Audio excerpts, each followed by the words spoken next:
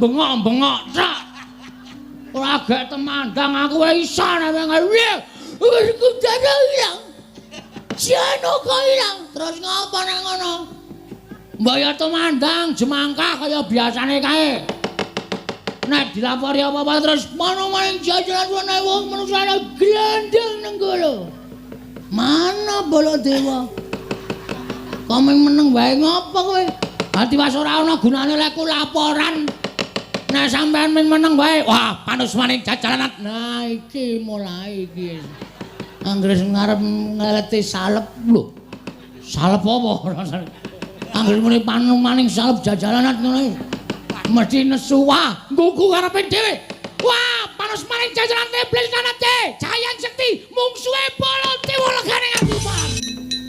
Ya ampun iki ngopo iki jenggote do banget ngopo iki? Ya men ndingu kok ora entuk dipatang griseni ya ampun. Ah, mbok irunge ra ngene iki to, Mas.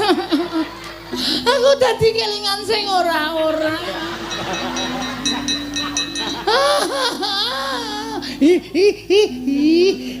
Gemes.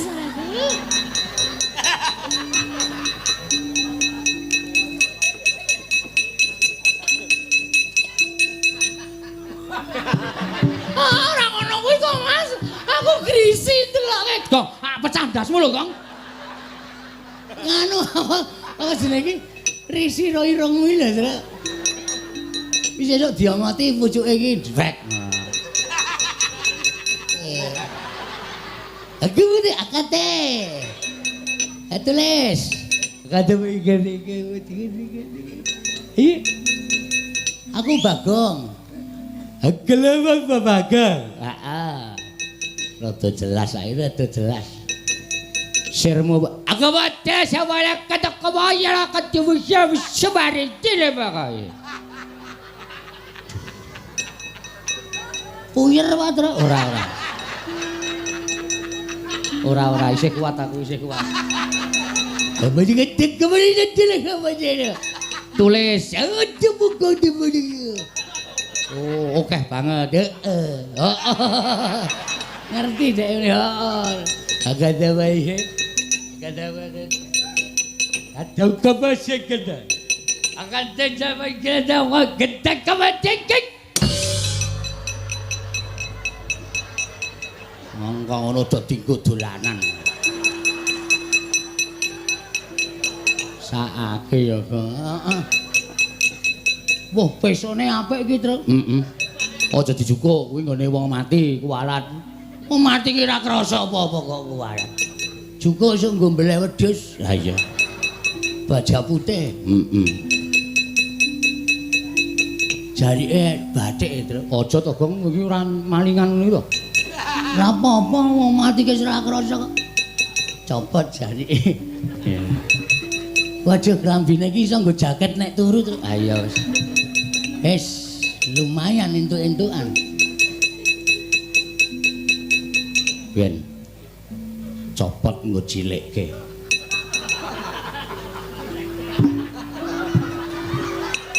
Lumayan mereke GT Men. Nah ya.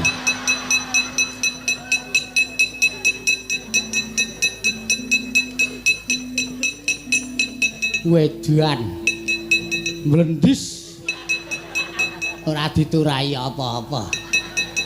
Oh, can Prabu. Ingkang putra ngerahipun Setyaki kula Cemadung dawuh Koko Prabu. Oh, ingkang putra pun Gatotkaca Cemadung dawuh. Wana jan putra pun Antareja Cemadung dawuh. Pakde ana dawuh apa? Bapak eneng dawuh apa kok ngawe sangganing para putra-putra kabeh? Setyaki wonten timbalan ingkang dawuh. Gatotkaca wonten timbalan, Antareja wonten timbalan ngadhawuh. Antasena piye Pakde? Wektu dina iki pancen aku kawan bapakmu ngumpulake sangganing para putra sebab ngerti dhewe yen to para Pandhawa sawetara wektu mapan ana ing Karang Kadempel. Wigatine nedya mbangun negara Ngamarta ya Karang Kadempel. Durung nganti kelakon nggone miwiti ambangun babak anglayoni jujul anusuli. Wonten pitados menapa Kanjeng Koko Prabu Setyaki wonten timbalan. rawuhing Begawan Durna ingkang bakal mboyong Semar Badranaya. Pokoke ora tak jlentrehke ingkang kanthi cetha. Wase pendak-pendak Kurawa ingkang dipandhigani dening Begawan Durna apa dening Pati Sengguni. Yen to tekan ngendi papan mesti bakal gawe geger, mesti bakal gawe kisruh. Mriki. Mula dina iki mau Begawan Durna padu karo Bagong. Monggo tak wis padake Bagong wis mlayu rikat bakal methukke prajurit sing digawa dening Begawan Durna. Kowe ngerti, Bagong kuwi dadi pamomonging para Pandhawa. Setyaki sithik akeh wis tau tate nampa pangudange Bagong. Gatotkaca semono uga tau dimong karo Bagong. Antarja tau dimong karo Bagong. Antasena ya tau dimong karo Bagong. Kabejaning Punakawan iki mau nek ora tok males sarta kowe ora iso dadi pengayoming Bagong. Ora ana gunane nggonmu duwe batur Bagong lan Punakawan liyane. Lajeng parempat duka Kanjeng Koko Prabu kados pundi? Durna laku jantaning Bagong yen ana apa-apa tandang ana yen pancen Begawan Durna nggawa wadyabala mbok singkire saka Karang Kadempel aja gawe geger Karang Kadempel mriki ngestaken dawuh. Lajeng pangkatipun ingkang rayipun Setyaki Bencang menapa mriki po pangkatipun ingkang putra Pringgondani Bencang menapa pangkatipun ingkang putra Jangkar Bumi Bencang menapa ora ketang sambung ngobol lintang mangkat dina iki mriki ngestaken dawuh. Aku mangkat dina iki ya Pakde ya Antasena sing ati-ati aja kaya bocah cilik.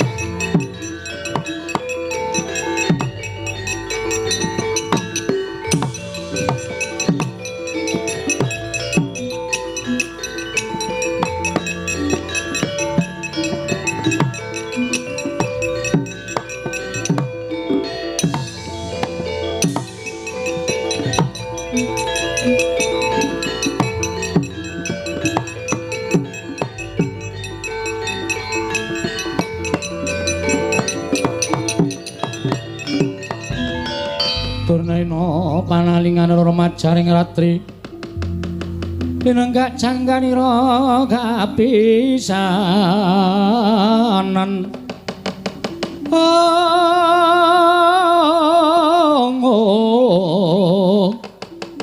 aneng perang Bratayuda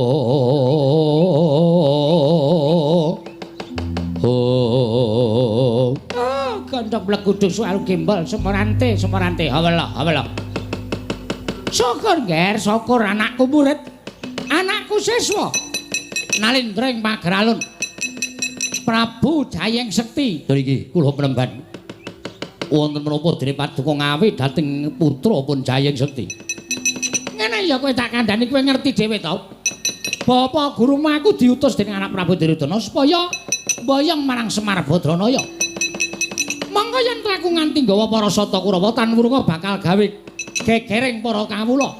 Mula aku tumuli nggawa kawan kowe siswaku Nalindra ing Pageralun. Supaya kinarya jejaka yen ta ana bobol barating lakon ana ingkang maraja saka sela-selaning garu. Lajeng parengipun nggonku mboyong nglawan Semar Badranaya iki mau gagar wigar tenantu karya. Sebabipun menapa peneban? Anake Semar sing jeneng Bagong kae pancen wong dugal kewarisan. Pancen wong sak kepenake dhewe.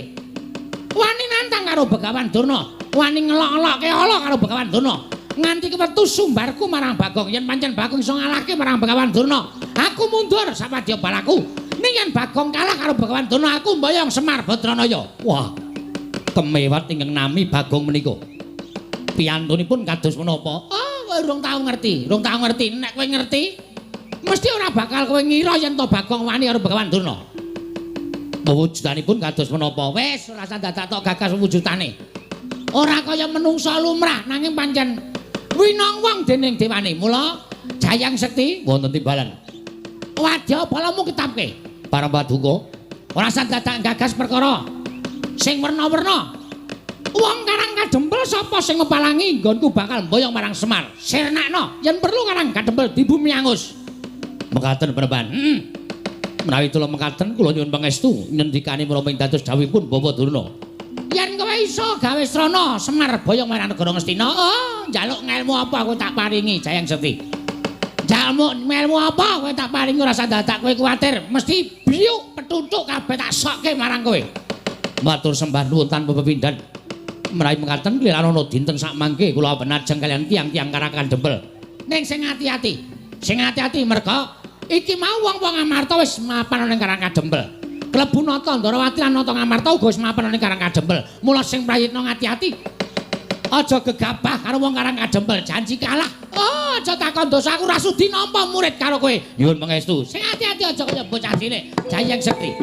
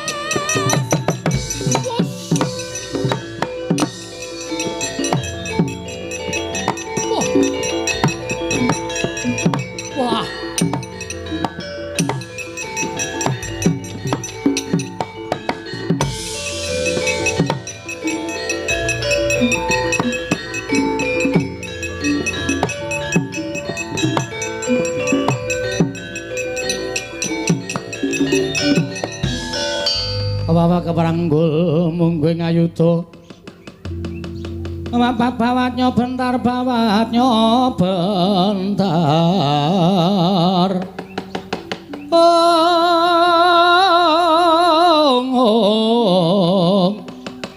kebabaknya mungguing alogo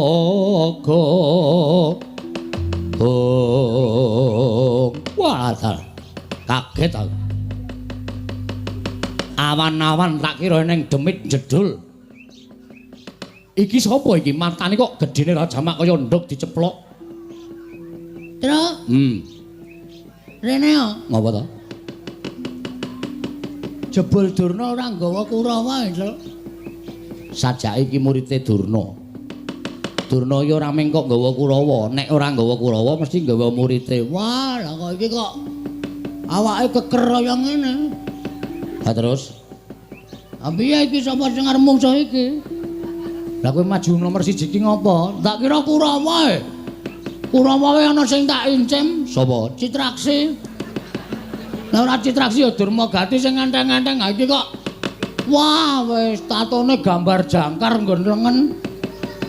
Gentro iki to. Yes men. Nek wani-wani nek ora rasa wani men ditandangi karo para putra-putra Pandhawa. Nek nganti aku mundur isin. Ha. Wis men tak lakonane, Truk. Mun nek kalah, wong menang wong perang hitunge mung loro, menang apa kalah. Menang kondang, kalah wis modar ya tak lakonane. Anakmu cilik-cilik lho, Gong. Kowe iki ora ngisru-ngisrui pikiran to? Cilik ya men. Ana mbokne kok bapakne mati ra sik nyusoni mbokne. Lah iya ning apa ora mesake sing ragat sapa? Ha kowe iki padene ngopo? Nah aku mati kowe kan ndek tanggungan gula menthek anakku. Nek kowe mati aku ndek tanggungan gula menthek anakmu. Ngono kuwi tegese gotong royong antarane anake Semar malah. Wis tenang ora usah perdi. Ora usah mikir tak lakonane. Urip ya mung doyak-oyak mendring kowe kok. Mbok ya wis anggere esuk 2000, awan 2000. Borose ora jamak-jamak. Saking dene kowe kok go. Lah pitenane wong ra duwe aku ciduk tak kredit kok. Men ciduke kok dikredit. Ora iki sapa kok dememeng wae sapa kowe? Takoni ora ngaku malah omong-omongan karo kancane. Takon karo aku, yo dasar Purnyata, putra Njodipati. Gong. Rasane aneh. Iki ngedapke mungsuh. Ngedonke mungsuh iki ngene iki. Ah putra Njodipati arep Antasena. Ndara Antasena ana nek nganti konangan malah kowe diajar Ndara Antasena. Eneng apa? Ya eneng. Antarja. Antarja ya ana. Gatotkaca ya eneng. Aku dudu putra Njodipati. Lho. Iki molak-malik iki piye? Senopati Ndarawati. Ndara Sencaki ya ana. Alah sing ora ana sapa? Aku putra Madukara. Wah nek anak Madukara iki pirang-pirang. Ndara Abimanyu ora ana. Oke, tak ngaku lho. Satria ing Tanjung Anom Raden Abimanyu. Wah. Abimanyu. Aku wis tau ngerti nadyan liwat gambar. Abimanyu iki dapure ora kaya kowe. Aduh, ya wis ganti. Jeneng kok gonta-ganti ora, Ding, aku bature. Aku Bagong. Ah, iki sing kandhake Begawan Durna mau. Durna muni piye? Jarene nggone bakal mboyong karo Semar Badranaya di wangsuli karo anake Semar sing ragil jenenge Bagong. Wah, kowe to Bagong. Ah, dasar kemarata. Piye gleleng ora? Iki Bagong. Sing mburi sapa? Iki kakangku, Petruk. Kakangku meneh cilik jenenge Gareng. Telu kuwi ra iso disangga enthek. Kowe sapa? Aku keseting Sang Prabu Jayeng Sekti saka ing Pagralun. Lho, Jayeng Sekti iki sapa meneh, Truk? Mbuh. Mesti seswane Durna kuwi. Heeh, mestine. Kowe anak buah Jayeng Sekti. Yo, dasar Purnyata. Jenengmu sapa? Sumbang Surajigja. Wah, cah pelit lho. Cah pelit piye? Sumbang Surajigja ora nyumbang ora apa-apa. Duapure Bagong ora. Areng apa kowe? Goleki sing jeneng Bagong sing nantang karo Begawan Durna.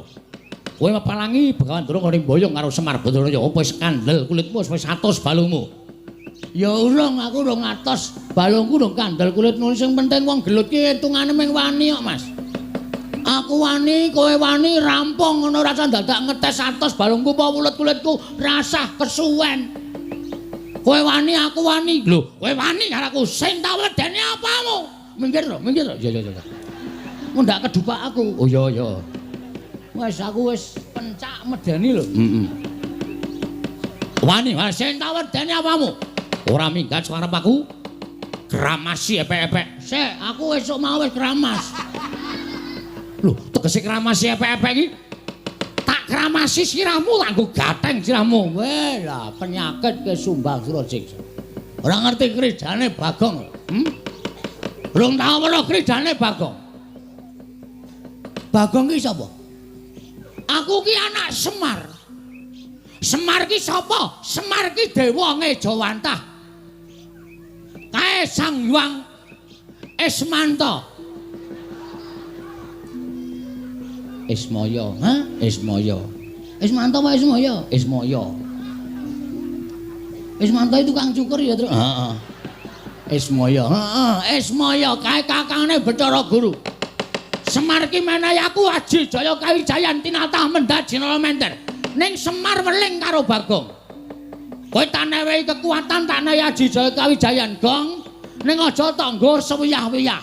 Nggonen nek dalam waktu kamu memang apa kuwi? Berhak menggunakan utawa kepepet. Ha iki masalahe bengi iki aku wis kepepet. Lho, sum sapa? Jenengmu sapa? Sumbang Surajigja. Kon ngundang sapa nek ora sum? Ya wis sakaremu. Aku kepepet. Kowe nantang karo Bagong sawangan iki epek-epekku iki. Lho, epek-epekku ngopo? Iki nek nganti engko malih abang.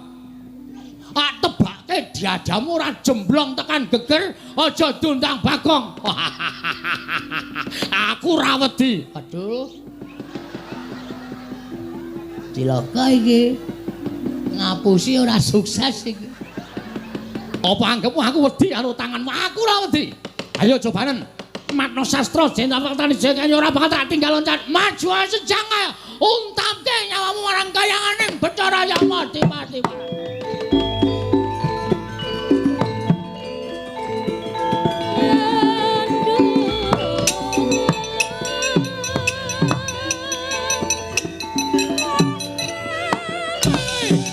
Biar kowe. Wes. Beduan.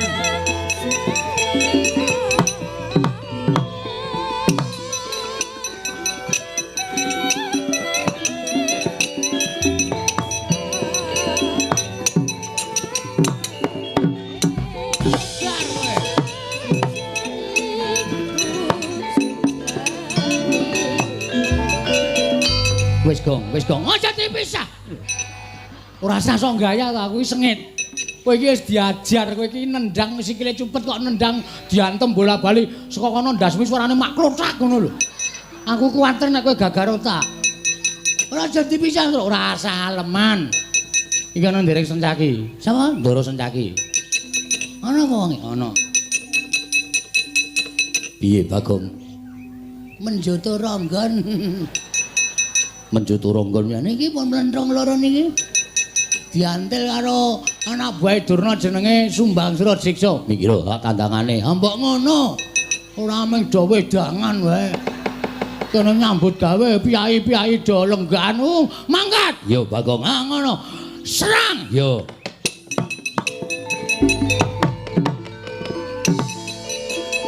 Yo.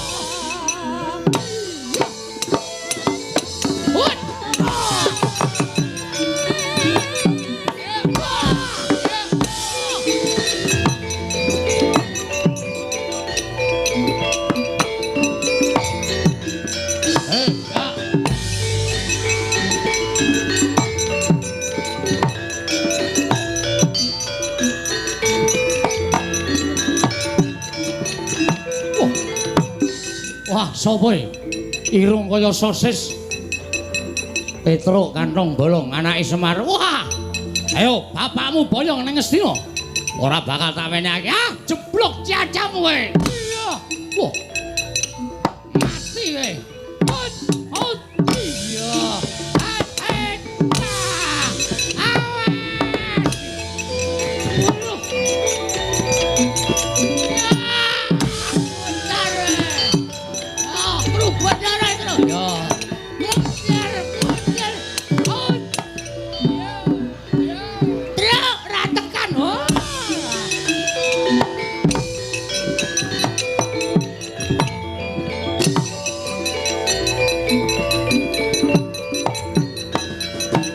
Oh.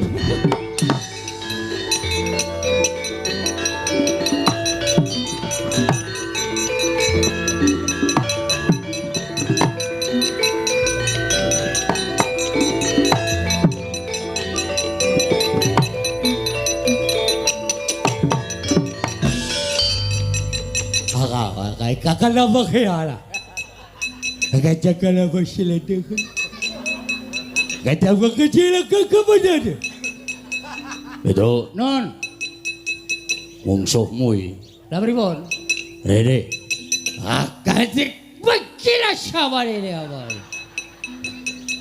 mumet piye lah kakak nama sila dengan saya bakit lah siapa ni? Kang, goleki kakangmu lho. Masa kakangku kan kowe? Ora iki anake Semar Buangan biyen. Rene lho. Agak begini. Agak kece Pak. Ajar. Wah, ladong. Agak dah. Agak kali. Aku pedet di sini. Agak kecemen juga selek ketar. Kowe dong boleh. Ora. Aku iso ngomong meneng wae lho ngerti wangsuli tak beres. Ada. Agak kaku ada. Agak dia. Agak dia. Piye trek iki salusine piye iki? Langsung dipateni apa? Aja. Kowe iso nggo dolanan asik ya. Patene kok adiran duwe dolanan. Piye karepmu? Apa kaya deh. Maksude agak iki. Iso nulis ora? Nulis. Agak deh. Oh, akate iki iso, Gong. Akate iki iso. Iso nulis ora? Agak deh. Ah, iso ta. Iso kuwi artine iso. Agak deh. Ah. Duh, nulis karepmu piye? Agak deh.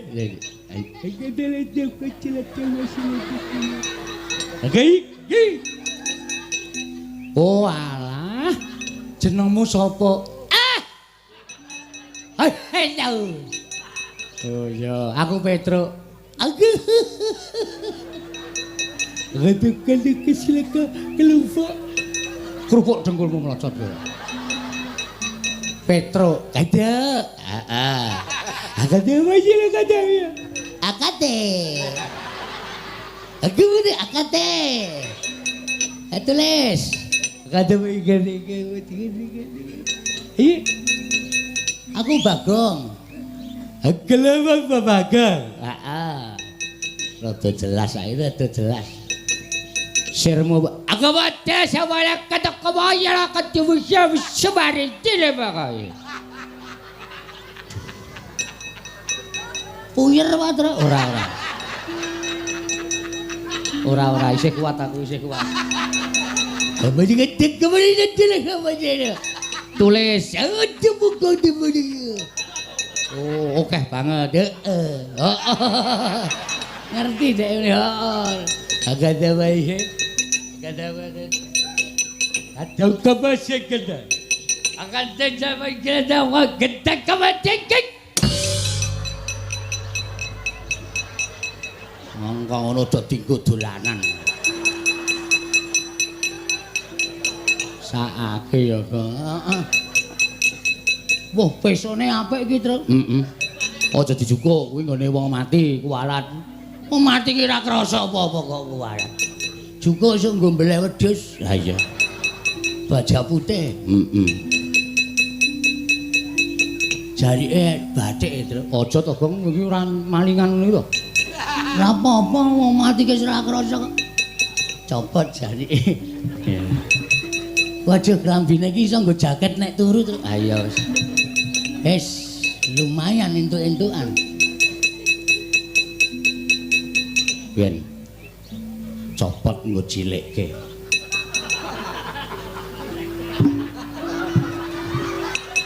Lumayan mereke GT Men. Ayo.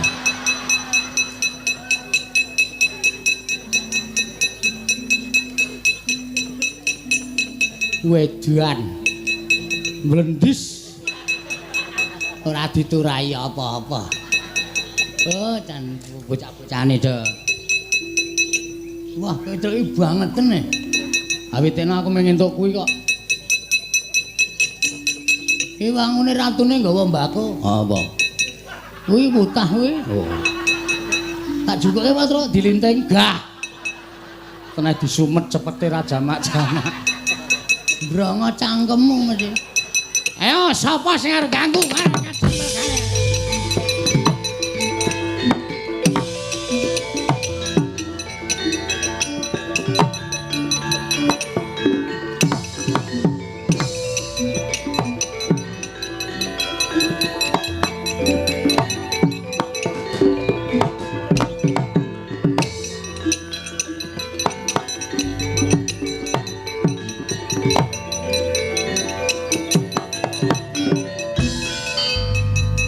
Jah lho, Mbah.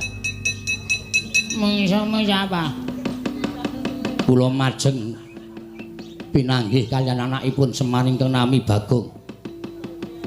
Bagong kula ajar. Bagong ical wonten satriya kantet ngeyayet bringose nguler geni tumpangi kuping kiwa tengen. Satriyanipun namung alit ning tangane atose ra jamak-jamak. Oh. Wange cilik Nggih. nganggo gelung. Leres. Tangane kenceng cilik ning kenceng to. Nggih. Kuwi nek ora kleru Raden Sentyaki. Lho. Simbah kok prisa? Wong tua menang pengalaman. Aku wis warek mangan gempalaning jagat legine ngasi ning kahanan. Sentyaki. Iki, mbok menawi menika. Wah, kowe nek iso menang karo Sentyaki bumi langit tangkep. Kae Senopati Ndarawati kae bendina gelut. Saben dinane nek ra gelut ki awake meriang. Sentyaki menika. Sentyaki kuwi domongi kok. Wis kana mulih kana. Nggih. Ketemu anak bojo syukuran. Lho. Syukuran Gendurenan kowe ora modar mungsuh Sentyaki. Bejo kowe ora modar Sentyaki iki paling ora mungsuhe iki tugel. Boyoke putung tangane stimpal baune kuwi diremuk karo Sentyaki. Kowe mulih wutuh ki bejo, kana. Ngabari tangga teparo gendurenan kowe ora modar. Nggih. Tasakuran. Oh nggih, wis kaken dawuh. Sentyaki. Sentyaki aja pisan-pisan sesuk meneh nek nang wayangan ketemu Sentyaki aja gelem dilakokke. Oh nggih. Engko ndak sesuk nek wayangane kowe mati kowe ora metu meneh. Oh nggih, wis kaken dawuh. Wah, Mungsuh-mungsuh apa? anakipun Semar naminipun Petro. Arep batur mbok gedibal ping 17. Nek nganti kowe iso menang mbok aku meguru karo kowe. Tiyangipun tandangipun sak pinake dhewe. Kula dibut loro karo anake Semar sing matane gedene ra jamak-jamak. Kuwi Bagong, wong loro kuwi pancen wis kompak. Nek gareng kowe ora patiya, nek wong loro kuwi jan wis kaya tumbuh entuk tutup. Inggih, Mbah. Ana mundur. Inggih. Aduh mati aku. Iki kaya udu perjuritku iki. Gong, Rene yo. iki ya bisu Tru, bisu ndasmu iki. Kok iso omong. Tak kira nek bisu arep nggo dolanan e.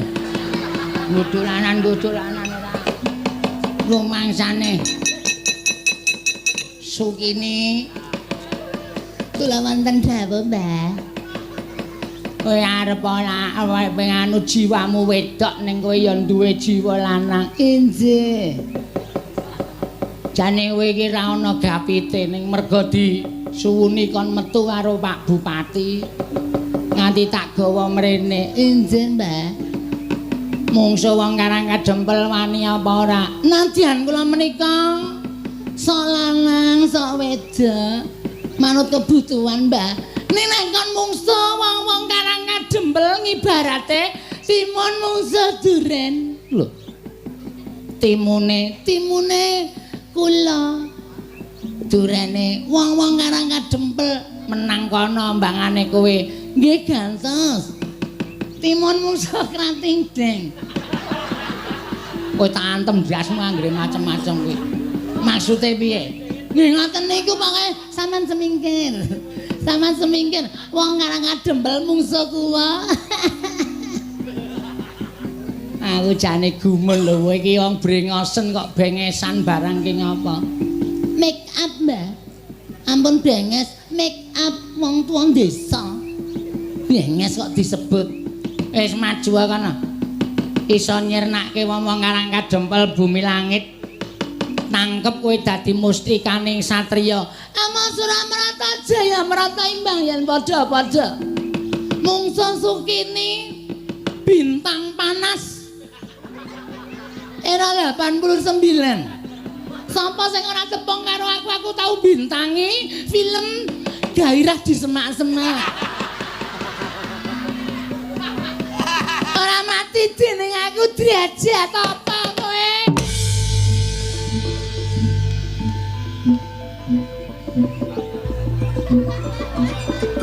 Miyaga do petuk. Jleng kuwi kethuke gedhog ngono kok tok. Kalau bayar pira kowe? Semangkean ora.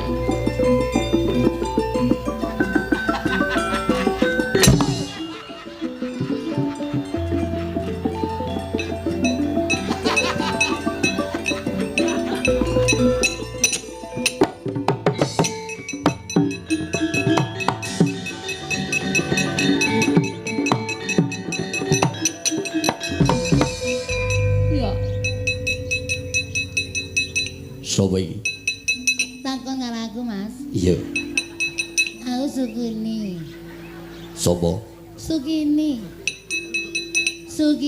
undang-undangane Melda. Melda sopo? Sukini ya ampun Mas iki cilik ning ganteng banget Mas. Apa jenengmu, Mas? Aku Setyaki. Sektiampo aki cilik. Ya ampun cilik ning ampuh. Iya. Ora kuat aku mbangane gedhe ning empuk. Iya. Lu wong cilik ning ampuh. Iya, dasar Purwoyodo kuwi sapa? Sukini. Su. Arep ngopo mrene? Gelut. Ama Suramrata Jaya Marata imbang yen padha-padha. Ayo Mas. Gelut. Tiban tangan pecah siramu. Timban ati ketiban alatku musik mati jenenge. Alat musik endi? Iki lho Mas. Wiki ambiar. Gilane. Ya ampun, Mas Setyaki mbok yo didadekke sik regane. Ya ampun. Melayu ya ampun. Gilane. Ger, wonten dawuh mundur nggih. Sampeyan kewirangan. Mungsuhe ora kaya sakbaene. Kula ingkang badhe nugel janggane pun boten saged kula elekke, kula semanggaken.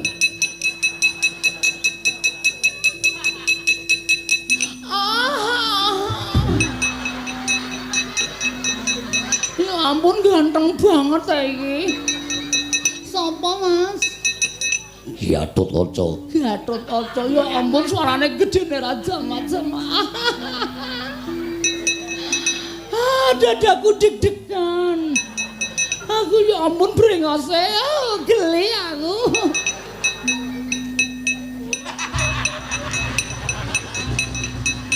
Raden.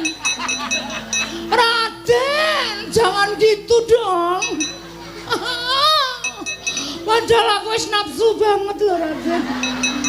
Raden ya ampun malah lunga.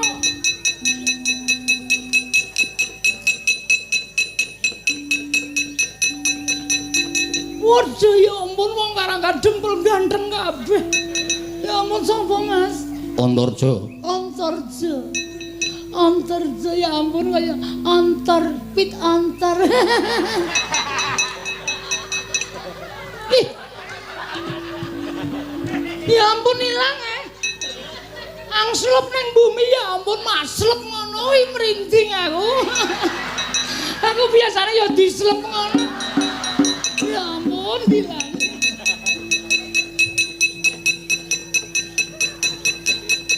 Sapa? Antasena. Kowe sapa? Sukini. Tak goleki mungsuh gelem. Gelem ya ampun gelem lho. Sing kuat ya. Ya.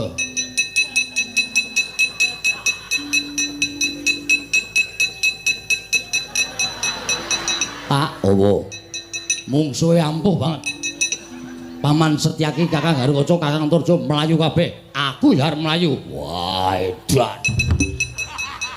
Yen kewirangan wong tuwa.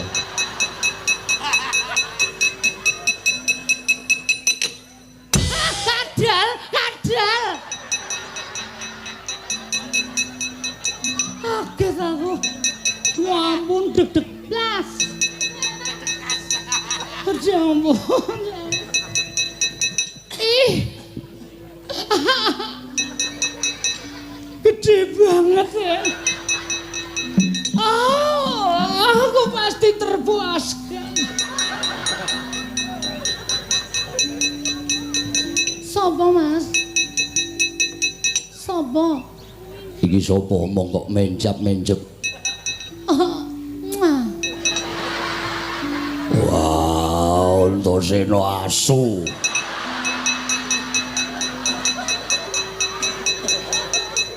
Wong tuwa diabus.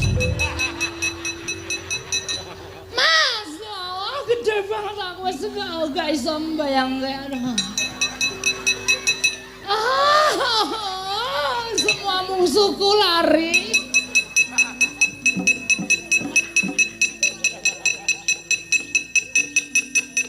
Piye, Pak?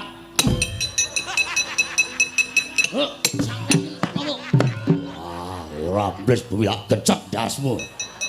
Wah, Werkudara ditukke banci.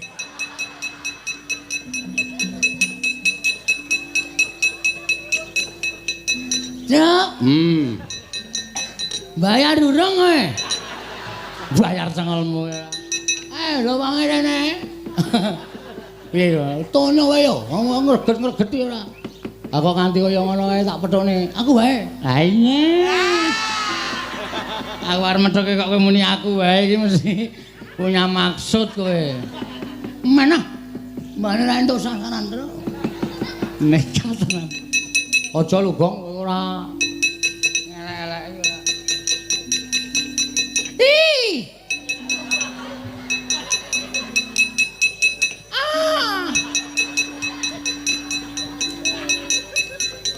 Piye, Gong? Karo rupaku gila wae ya. Tak methuk iki mah merem ngono. Akae sing digoleki ya wong bagus-bagus kok kowe iki rupane kaya ngono kok. Kasandana ning kene wae engko tak. Ya ampun iki ngopo iki jenggote do banget iki ngopo iki? Ya men dingu kok ora entuk Dipatang griseni ya ampun. Mbok irunge ra ngene iki to, Mas. Aku dadi kelingan sing ora-ora.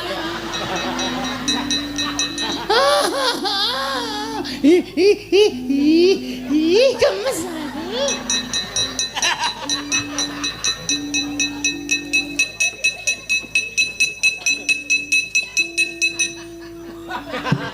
Ora ngono kuwi to, Mas. Aku grisi deloke. Gong, pecah ndasmu lho, Gong. Nganu apa jenenge iki? Risi ro irungmu iki lho, Srek. Wis esuk diomoti pucuke iki drek. Awas ora mrata jamrata pengen padha kok. Iki ora dicabuti. Brengos kok anu jengkol kok dijabuti ora. Bali ora kowe? Ora bakal bali. Isih nyamene kok kon bali ya ampun isih ana wektu 2 jam. Aku ki nek kukut jam 3. Angger jam 3 ora ana pelanggan kae, sepatuku terus tak umbelke. Aku terus melayu sifat kuping ndak lakonan Satpol PP. Mulai ora kowe? Ora mulai, sesuk ora mulai, saiki ora mulai. Aku mau mulai. Awas ora mrata jam mrata yo Semar endi? Semar. Toko Mas Semar. Tak boyong ae legane ngati.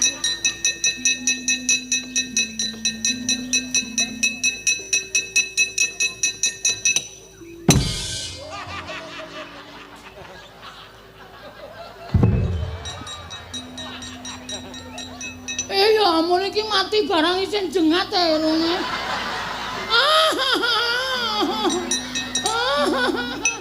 Ayo, arep ae. Wah, kurat. Modar ora. Petruk ki ya senengane ora. Jare ki mripate ora macleng ning ndas ora. Marai maksiat ngene iki.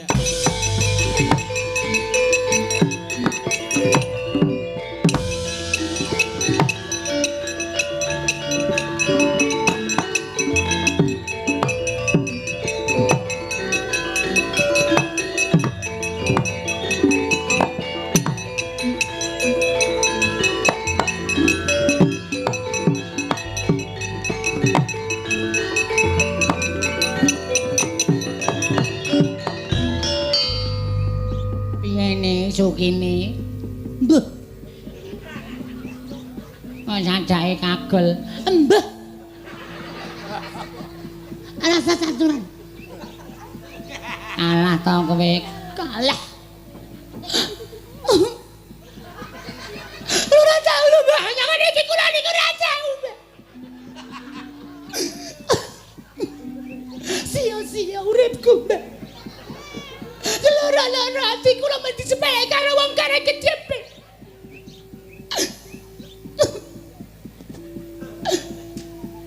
Kana adus kana.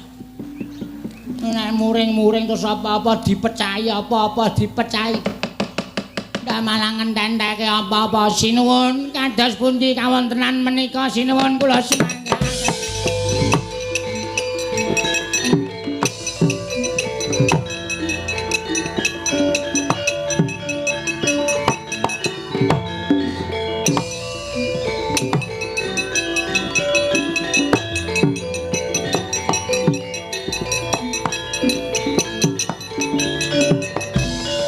Mangkahangro sesumbar lendo bumi kuncing kumaluduk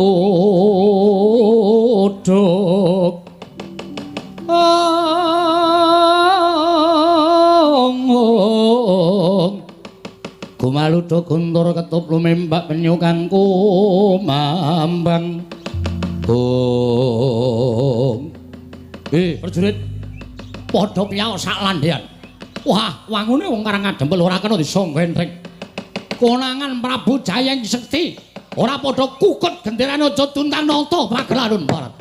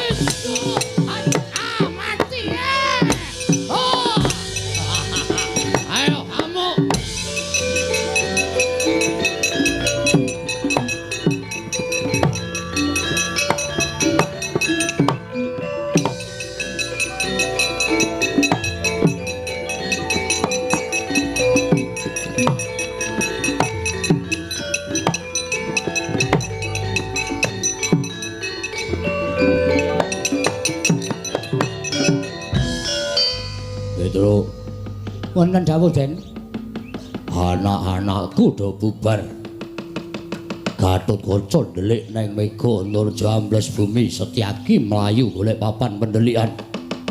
Eneng apa? Sing maju murite Begawan Durna. Jenenge kula mboten ngerti. Ning ingkang rayi Ndara Setyaki dipun cokot dipun getak kontal, Ndara Garukaca dipun cokot dipun getak kontal. Pripun Den iki nek mboten wonten sing kepalane krijane murite Durna niya. Napa ya kelakon kula kelangan bapak tenan Ndara? Wah.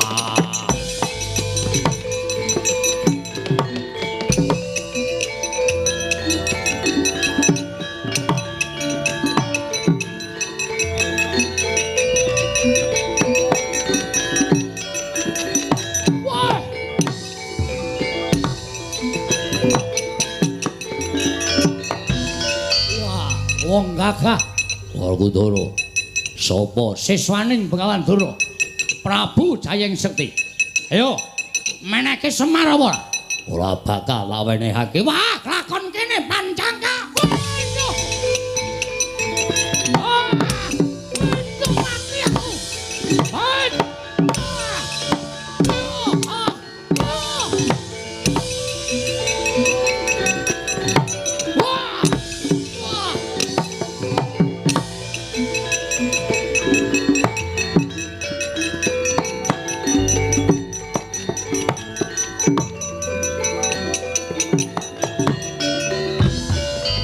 Maning jajaran Sukertaning Bawana wangina karo Prabu Jayeng Sekti.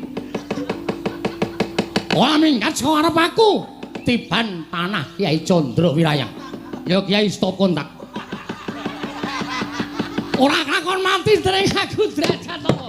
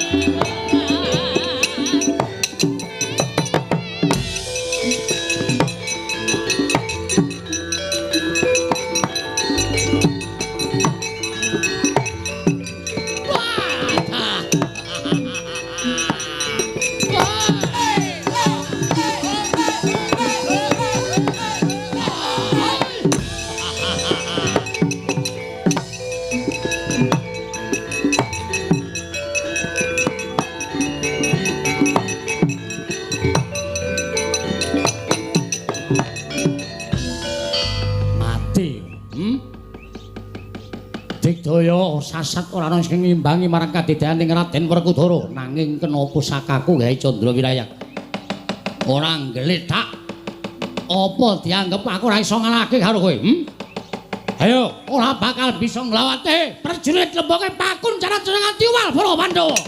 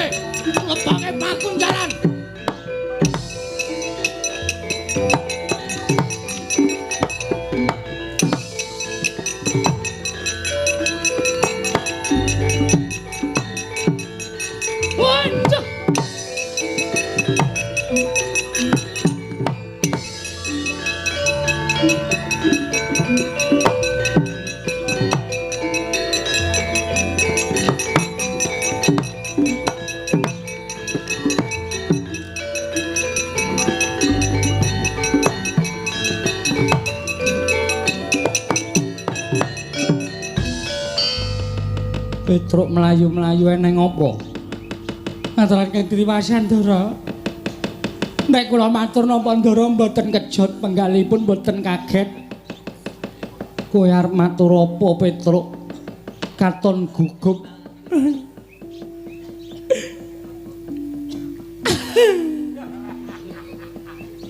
Ngopo kok dadak nangis? Mboten mentala kula ajeng matur. Nalika semanten para putra Pandhawa sami kenjang kapracondang mergi mengsaipun muridipun Begawan Durna nami Prabu Jayeng Sekti. Dadi cokoti. Monggo ranggo lombok ya. Dadi cokoti do ndelik. Terus sing maju Ndara Werkudara. Kare Ndara Janaka maju. Mboten kanyono jebul. Siswane Durna niku ampun tenan, Den. Kula sawang saka katebian Ndara karo Werkudara Ndara Janaka dilepasi pusaka. Saniki mboten ngerti tembuti papan gunungipun tasih sugih napa sampun seda, Ndara.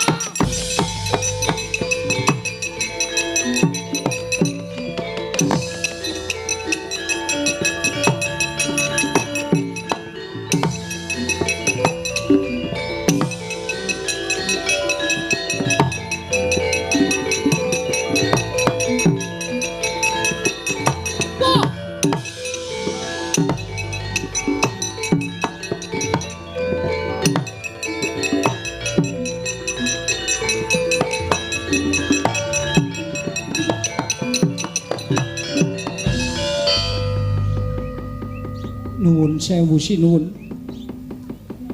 Sepinten kalpatan kula diagung pangaksami.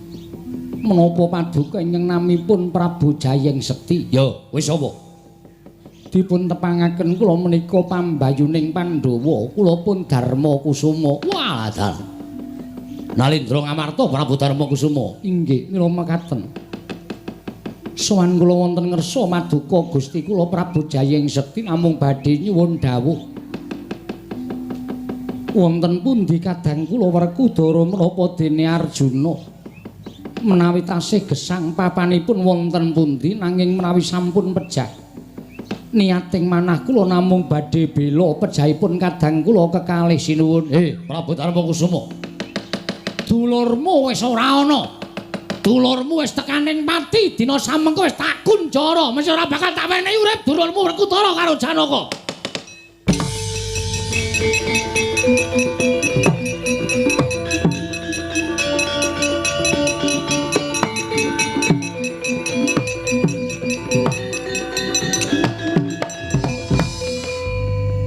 Gusti kula sesemban kula ngaturaken panuwun ingkang tanpa pepindhan dene paduka ingkang sampun saged nyuwargakaken dhateng Arjuna menapa dene Werkudara.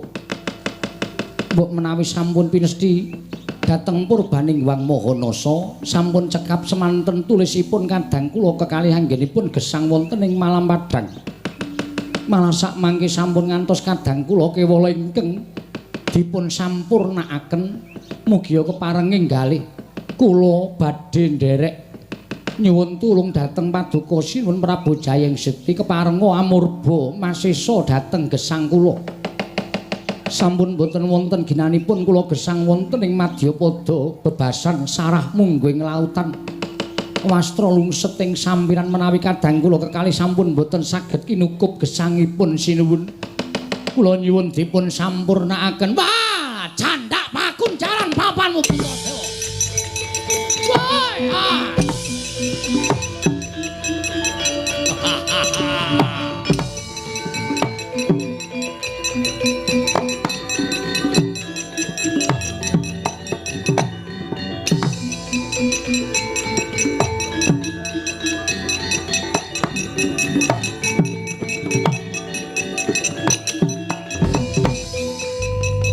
Bagong eneng apa? Eneng apa Bagong piye kahananing peperangan? Wis niki kurang-kurang bedane sampean kelangan bapak. Lho. Kelangan bapak piye? Bapakku wis ora ana suwe. Kanjeng Rama Basudewa wis seda suwe. Wah, wis. Pahit iki.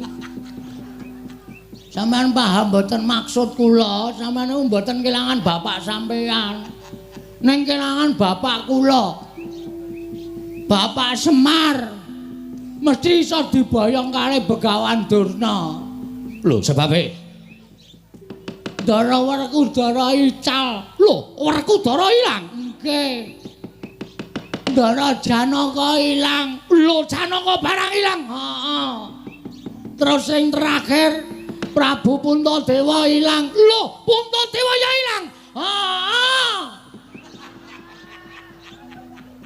Meng bengok-bengok sak.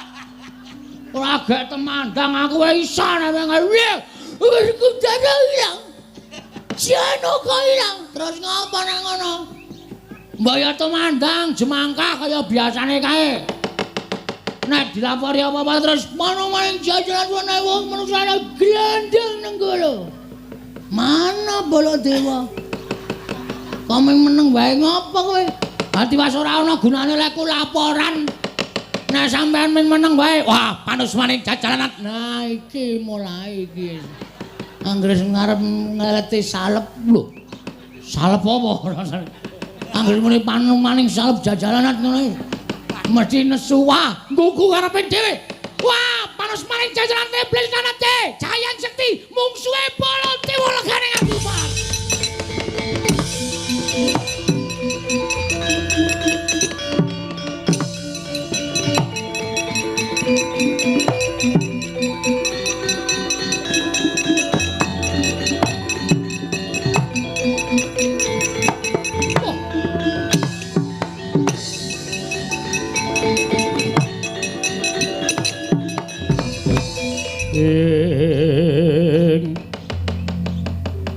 Ansamar pamoring sukma sukma sinukmaya winaya wingasepi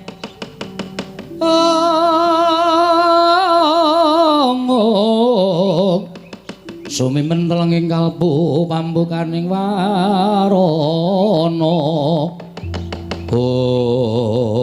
wah Ratu Mandura Prabu Baladewa ora pangling aku wis tau ngerti kondange yen duka mesti nggilani tandange. Ya. Ora bakal kowe tak mor marang para Pandhawa. Nanging bakal tak gawe wirang. Keclorong Kyai Candra Winayang. Ora salin wujud dadi wujuding macan aja tuntang nata Prabu Jayang Sekti Parat.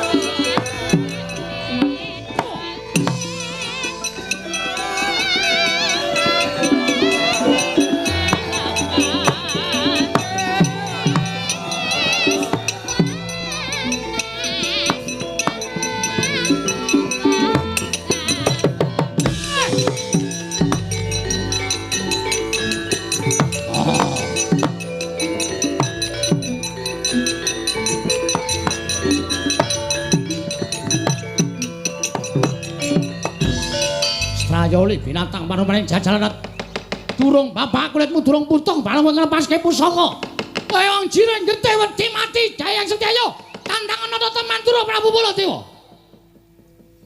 kirung sadar kowe kok iso Den Petruk ngopo kowe ngene kowe aja palangi aku Petruk mikir tandangane ngerti tenan iki kula sing weruh mbrebes mili lho Den nek dadi sampean wujud kaya ngaten. Petruk apa nangis mikira? Mikira Petruk. Lho. Lek entuk nandi terus kok entuk macan sirkus. Macan sirkus dengkulmu mlocot ora. Sapa iki? Bagong apa Bagong? Lho, kok iso ngomong? Iki nganu batuk dikarciske dengkulmu ora. Ada macan bisa bicara ngono. Macan bisa bicara ora mundur kene rajong kowe. Iki sapa e? Ndak wonge krungu. Masa? Didol wae yo. Hus. Didol dengkulmu ora. Larang lho iki, larang iki bendara e. Ana wis kaya ngene nggo abrak apa? Malah ngentek-enteke wedhus engko. Ya ora kaya mikir kan. Petrukane ngopo? Nuwun sewu Den, Mang nuwun sewu panjenengan gak saged ningali suku panjenengan piyambak to. Mang tingali suku panjenengan. Lho, sikilmu. Nggih Mang tingali. Kok iki iki sikile sapa Petro? Petro iki sikile sapa? Nuwun ngapunten, sampeyan wujud macan sak menika Ndara. Aduh mati aku Petro. Aduh.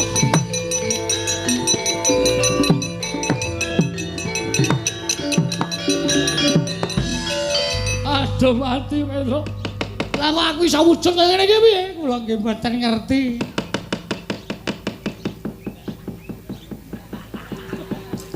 Kula nggih ora ngerti. Aku tadi iso wujud kaya ngene iki piye Petro? Kula nggih mboten ngerti. Aduh, wah edan tenan. Masa macan nek ngentut muni ya, Tru? Ayo muni kok ya. Wah, anu buntute munggah dadi ketok kaya kentrang jenengmu. Omongane kok sekono. Pun matur bapak mawon. Bapakmu nanti aku njaluk tulung kawujude kaya ngene piye? Nggih, monggo.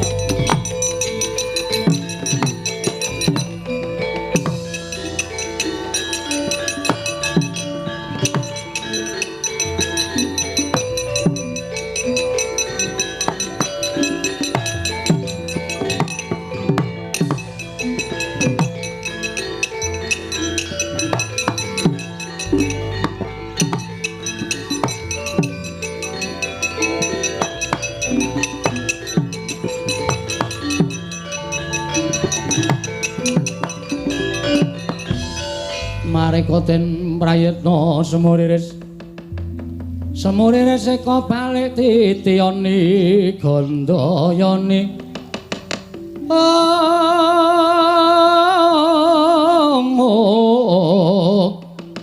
Trisanya purnama sasi gilar-gilaran ing tengah latar Petro iki sapa? Mangdangu piyambak Pak ora mentala. Macan kowe iki sapa? Kakang Semar aku mati aku Kakang. Lah kok aku dadi wujud kaya ngene iki piye Semar? Lah kok suarane Sinuwun Mandura? Lah nggih. Kenang apa iki mau? Majeng wonten ing pabaratan ing pusakanipun Prabu Jayeng Sekti. Wah, pusakane ampuh banget, Pak. Pandhawa kepikut Ndara Baladewa kena pusaka dadi wujud macan kaya ngeten Semar. Semar aku tulungono Kakang Semar aku tulungono aja nganti wujud kaya ngene aku ndak ora iso bali ning negara Mandura Semar. Nggih. Pun pancen iki pinesti kudu kaya ngeten pacoban sing ditampa dening Pandhawa. Mboten pacoban sing enteng ning pacoban sing awrat. Ning ewa semanten kudu dilakoni. Aja nganti disingkiri, aja nganti gresula. Nek gresula kalih nyingkiri niku padha karo ora percaya marang panguwasaning Gusti. Yo, Semar. Aku piye apa aku iso bali kaya wingi uni? Saged. Wong sing nyipta utawa sing gawe sampeyan wujud kaya ngeten niku dudu wujuding utawa dudu Gusti. Ning menungsa lumrah.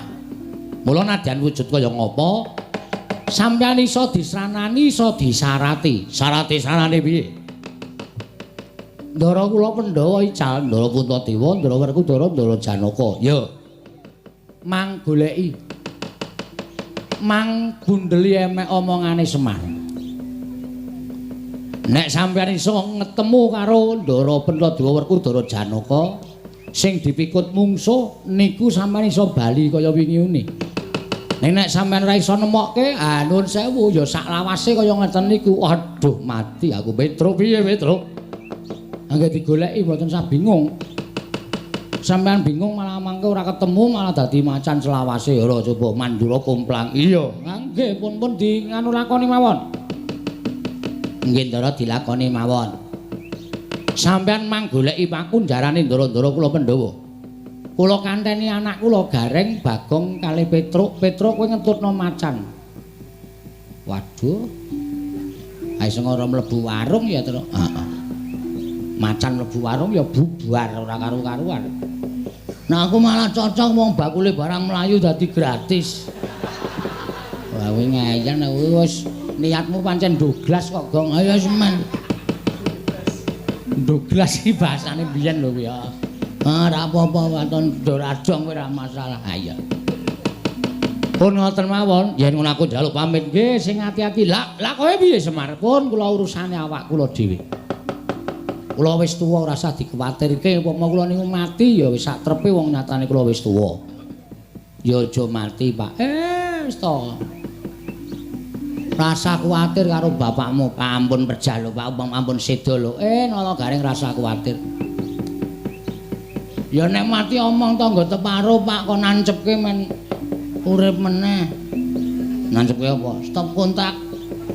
Lho padhae Semar iki suka ces-cesan lho piye? Kok nancepke ora. Pun rika mangkat. Yo, Semar aku njaluk pamit nggih, sing ati-ati ampun kados lari alit, Ndara.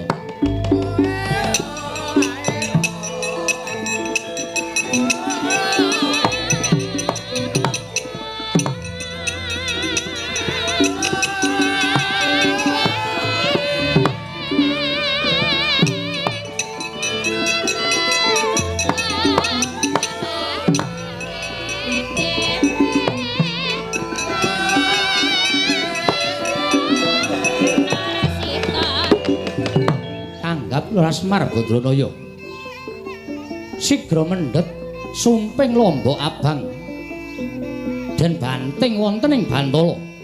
Eling-eling Lara Semar diwonge Jawantah sak ciptane dadi sak sedyane ana. Dupi sumping lombok abang binanting wonten ing Bantala. Ana wujud Semar sami kaliyan Semar ingkang saestu datan Genggang Sarikma.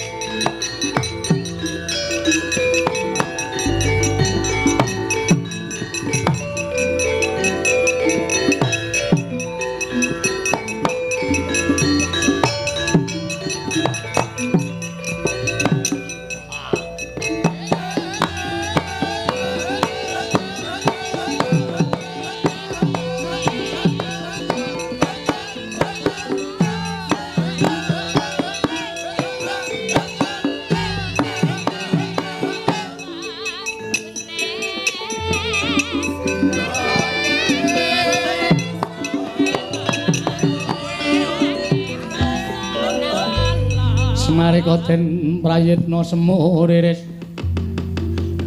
semuriris eko balik titiyane gandayane ing apa sing nganggo dada padhake kupingku ora krungu. Semar kowe sing gawe aku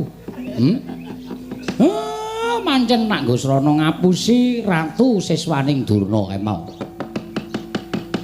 Mula ora usah wedi Kang nek Ratu kae mau tekan kene kowe arep dikapak-kapake arep diapak-apakke kowe manuta. Kowe arep diboyong nendi kowe manuta. Aja pati-pati kowe bali wujud lomba abang nek durung tekan papan sing disedya dening Ratu mau. Wis ngono wae tak tinggal neng kene aku tak munggah neng kayangan Semar.